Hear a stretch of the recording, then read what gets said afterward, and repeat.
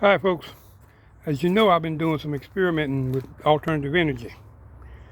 And with alternative energy I was using some Champion 2500 inverter dual fuel generators.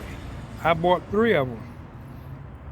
2 of them after 1,000 hours started running into severe problems.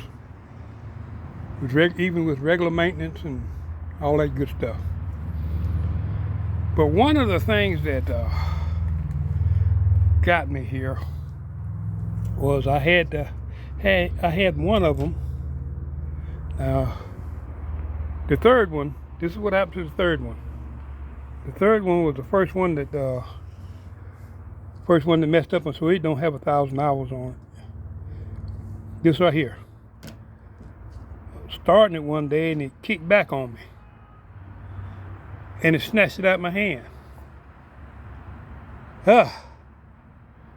Instead of realizing what the problem was, I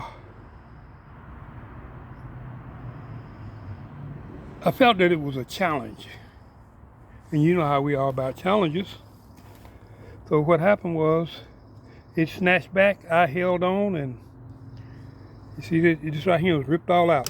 This is how it's supposed to be, with all of the connectors around there. Just snatched it out. Well, I'm taking this one out of one and putting it in the one that only have, I think it only has about 200 hours on it. So yeah. So I'm going to put this in that one, and I'll use the other one for parts. Yeah, I'll do that. Yeah. Unless Champion want to send me one, I'd appreciate it, but it don't run anyway, so. Okay.